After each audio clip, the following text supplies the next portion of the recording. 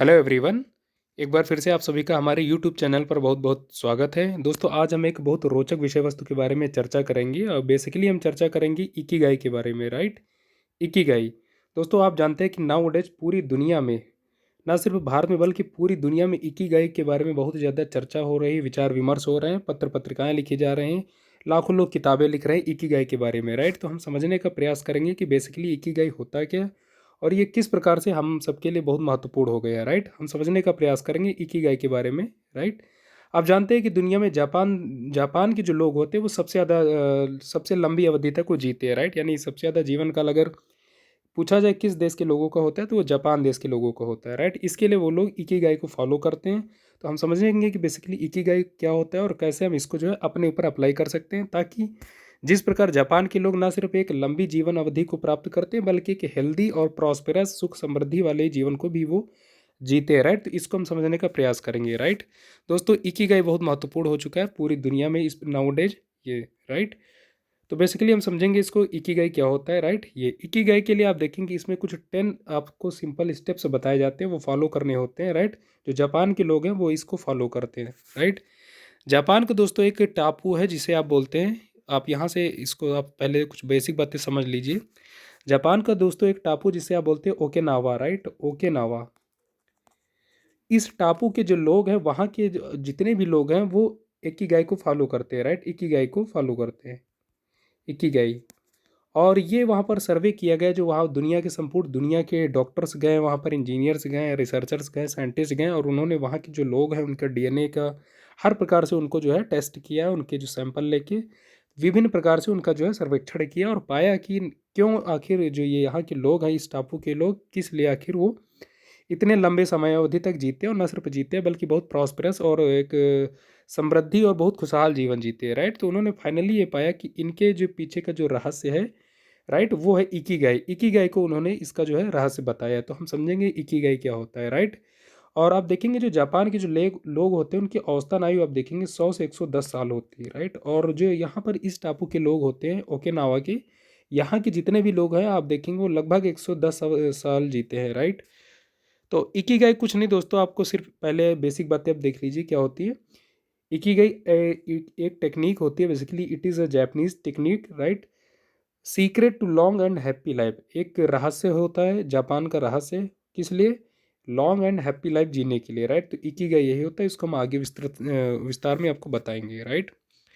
जो यहाँ के लोग जो इकिगाई के तहत जो 10 स्टेप्स फॉलो करते हैं उनको हम वन बाय वन अपनी लैंग्वेज में हम आपको एक्सप्लेन कर रहे हैं। पहला आप देख रहे हैं जो होता है, they do 10 simple things, right. वो 10 कुछ ऐसे काम करते हैं और उसी को आप इकिगाई बोलते हैं।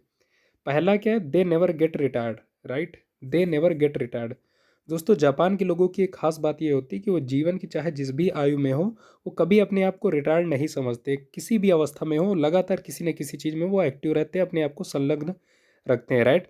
दोस्तों, आप जानते हैं भारत में जो ये आप देखेंगे जो विचारधारा है कि यहाँ पर लोग देखेंगे 60 साल के बाद आप अपने आप को रिटायर मान लेते हैं, चाहे वो किसी वर्किंग प्रोफेशन में हो या फिर नॉन वर्किंग प्रोफेशन में हो। अगर वो नॉन वर्किंग प्रोफेशन में भी है तब भी आप देखेंगे वो अपने आप को इस अवस्था के बाद रिटायर्ड मान लेते हैं। उनका मतलब ये होता है कि बेसिकली अब जो हमारे पास समय अवधि बची उसमें हम आराम करेंगे, हम हमें अब कुछ करना नहीं चाहिए, राइट। तो दोस्तों, जब आप कुछ इस प्रकार अपने बारे में सोचते हैं कि अब मैं आराम करूंगा और मुझे अब कुछ करना नहीं चाहिए, तो जो आप सोचते हैं दोस्तों वही आप करने लगते हैं। जब आप खाली पड़े रहते हैं दोस्तों, आपके दिमाग में कुछ नहीं, आप देखेंगे जितने जब आप खाली रहते हैं तो निगेटिव थॉट्स आने लगते हैं, राइट। आप जानते हैं, कहा भी जाता है कि खाली दिमाग एक शैतान का घर होता है। तो जब आप खाली होते हैं तो आपके दिमाग में निगेटिव पॉइंट्स ज़्यादा, निगेटिव थॉट्स ज़्यादा आते हैं, राइट।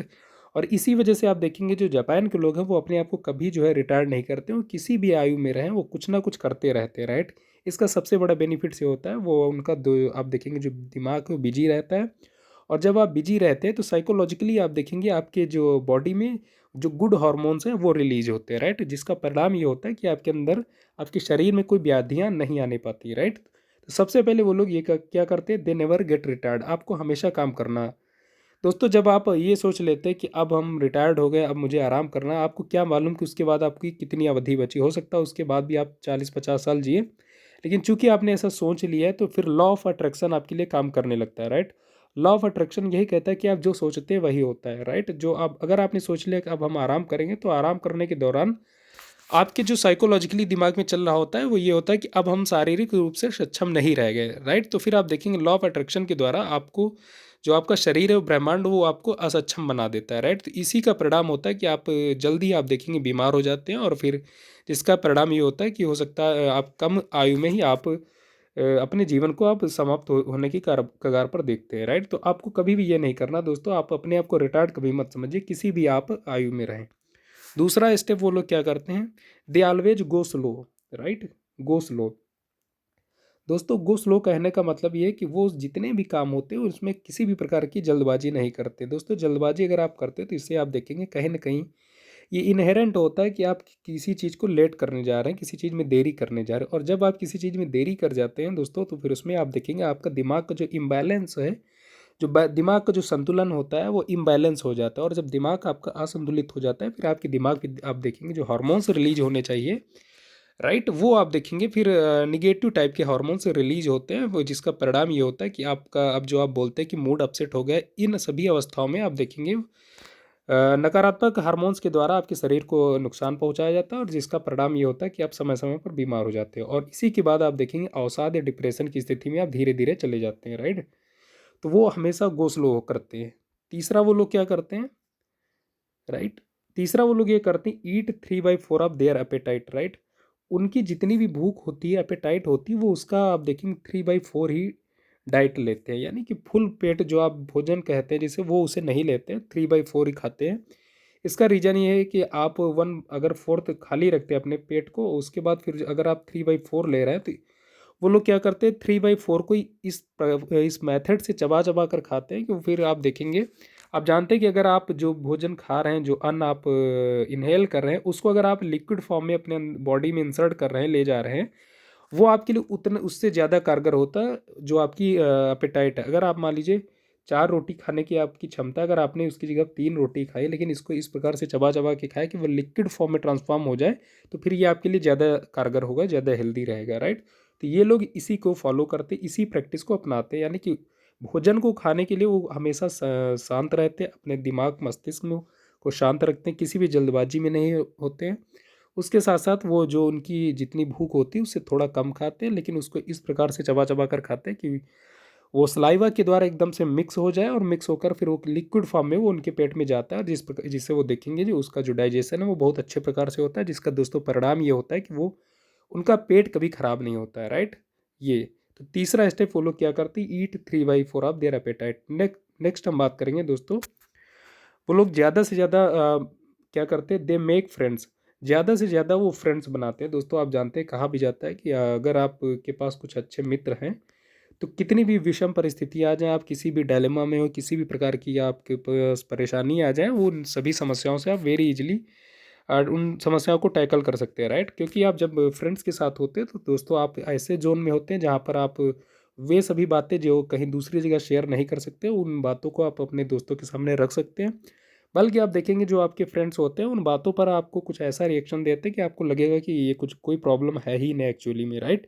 तो वहाँ पर आप देखेंगे जो आपका मस्तिष्क है वो हमेशा प्रसन्न रहता है, और फ्रेंड्स जोन में जब आप रहते हैं, राइट। तो इसी वजह से जापान के जो लोग होते हैं वो ज़्यादा से ज़्यादा फ्रेंड्स बनाते हैं। दोस्तों जापान में एक टेक्निक भी होती है, जब वो लोग सुबह उठते हैं, चाहे वो किसी से परिचित हो या ना हो, राइट, तो वो सबको गुड मॉर्निंग ज़रूर बोलते हैं, और बहुत खुश मिजाज से, बहुत प्रसन्नता के साथ, बहुत हंसी के साथ और स्माइल के साथ एक दूसरे को गुड मॉर्निंग विश करते हैं, राइट। तो दोस्तों ये आपको भी करना चाहिए। नेक्स्ट हम बात करेंगे वो क्या करते हैं, पांचवा स्टेप वो दोस्तों करते हैं, they prefer health, right, they prefer health. दोस्तों आप जानते हैं कि कई लोग ऐसे होते हैं कि वो अपने काम के पीछे सारी चीज़ों को भूल जाते हैं, राइट। उनके लिए काम ही उनका सबसे जो है महत्वपूर्ण होता है, लेकिन ऐसा ये सही नहीं होता है। अगर आप अपनी हेल्थ को आप ध्यान नहीं देंगे दोस्तों, उसे प्रेफर नहीं करेंगे, तो आप देखेंगे जो आपका वर्क है वो भी आप देखेंगे इफेक्ट होगा, राइट। तो सबसे पहले आपको अपनी हेल्थ पर काम करना चाहिए, जिस प्रकार जापान के लोग सबसे पहले अपने काम से ज़्यादा अपने हेल्थ पर फोकस करते हैं, क्योंकि आप जानते हैं, कहा भी जाता है कि जब तक आपका शरीर स्वस्थ नहीं होगा, आपका मस्तिष्क भी स्वस्थ नहीं होगा, और परिणाम ये होगा कि आपका काम भी एक हेल्दी नहीं होगा। हेल्दी कहने का मतलब है वो प्रोडक्टिव नहीं होगा, राइट। तो सबसे ज़्यादा वो लोग क्या करते हैं, अपने हेल्थ पर फोकस करते हैं, बहुत कॉन्शियस होते हैं अपनी हेल्थ को लेके, राइट। नेक्स्ट हम देखते हैं वो क्या करते हैं दोस्तों, आप देख रहे हैं बेसिकली वो दे स्माइल अलॉट, हर समय आप देखेंगे जो जापानीज़ लोग होते हैं वो ज़्यादा से ज़्यादा आप उनके चेहरे पर हमेशा स्माइल देखेंगे दोस्तों, किसी भी परिस्थिति में हो, चाहे वो परिस्थिति कितनी भी विषम क्यों ना हो, राइट?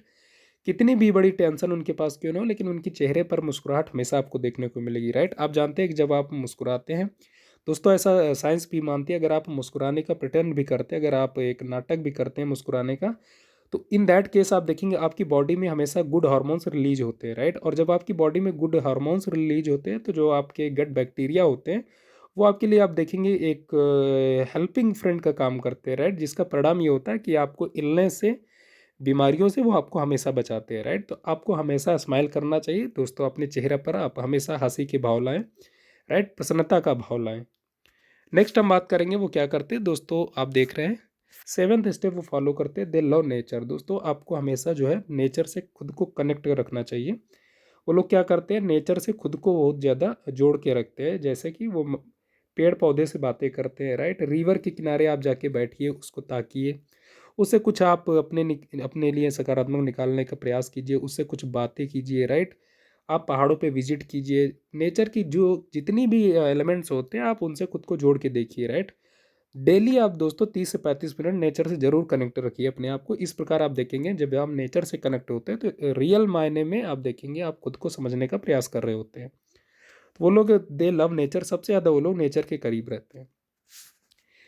दोस्तों 8वां स्टेप जो वो लोग फॉलो करते हैं, दे आर थैंकफुल। सबसे बड़ी बात होती है दोस्तों, ग्रेटिट्यूड की भावना होना बहुत बड़ी बात होती है दोस्तों। जो जापानीज़ लोग होते हैं उनके अंदर ग्रेटिट्यूड के जो इमोशन है वो बहुत ज़्यादा रिच होता है, राइट? वो हमेशा थैंकफुल होते हैं हर चीज़ के लिए। दोस्तों हम में से जितने भी लोग होते हैं ज़्यादातर आप देखेंगे वो हमेशा शिकायत करते रहते हैं, चाहे हम अपने शिकायत वो अपने फ्रेंड से करें, अपनी फैमिली से करें, अपने मित्रों से करें, या फिर आप ईश्वर से भी शिकायतें करते हैं कि मुझे ये नहीं मिला, वो नहीं मिला, राइट?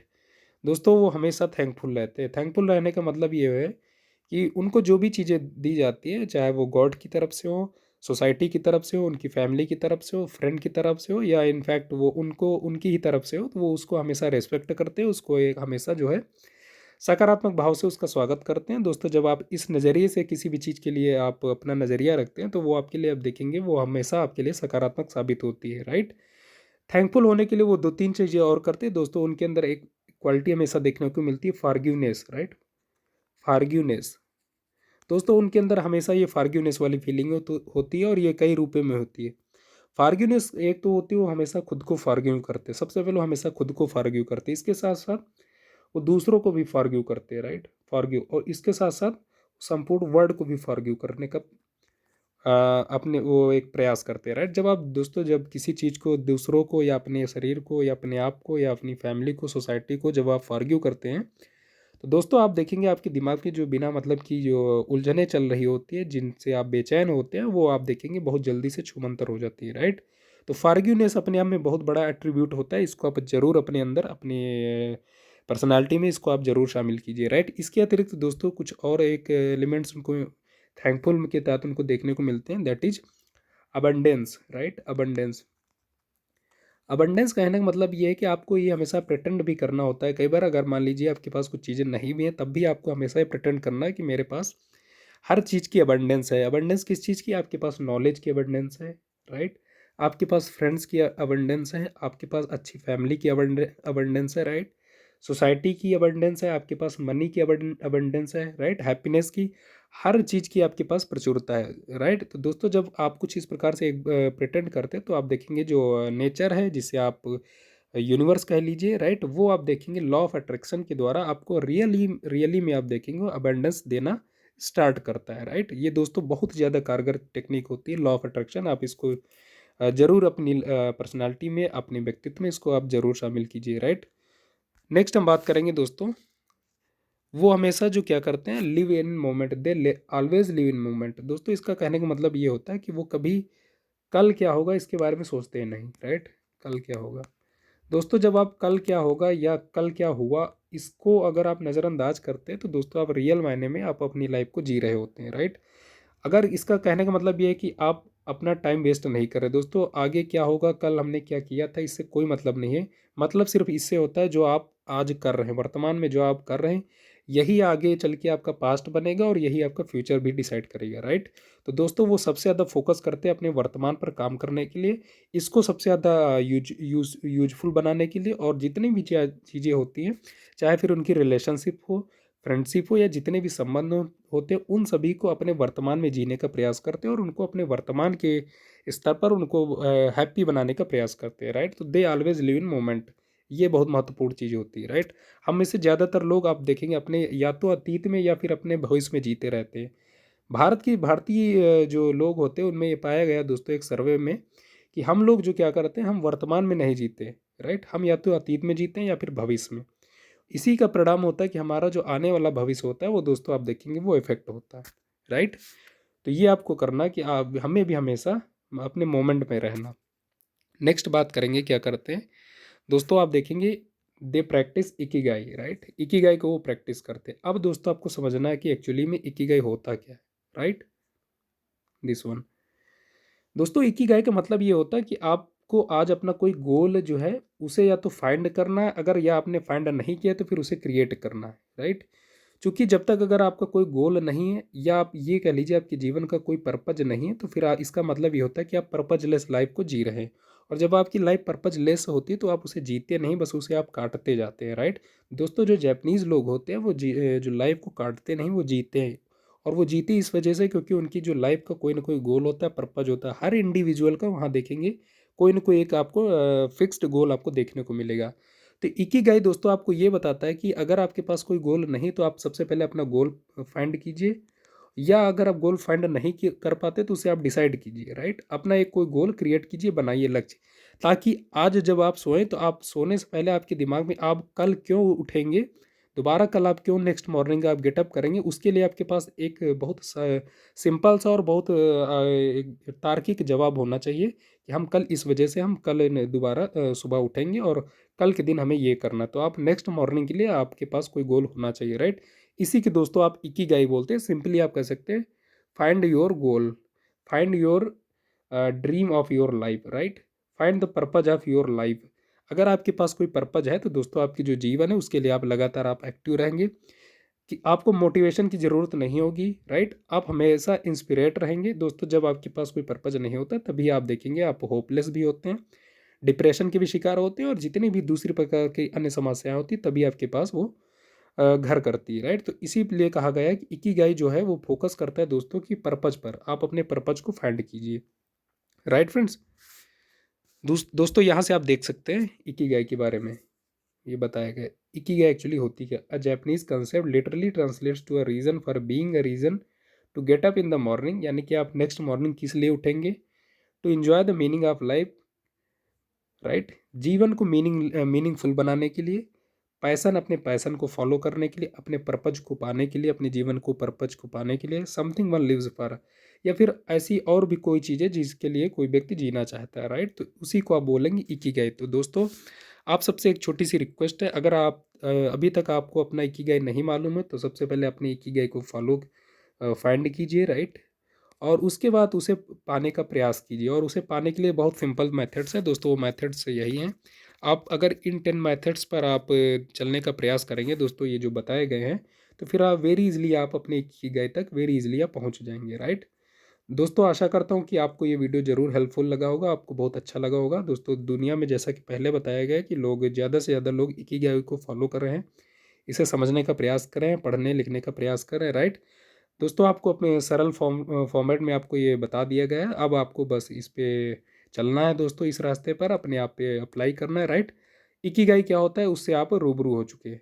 दोस्तों आशा करता हूँ कि आपको ये वीडियो निश्चित ही अच्छा लगा होगा, आपको किसी न किसी रूप में आपको ज़रूर ये हेल्प करेगा। दोस्तों इन्हीं शुभकामनाओं के साथ आप मुझे इजाज़त दीजिए, मिलेंगे नेक्स्ट वीडियो में, तब तक के लिए नमस्कार।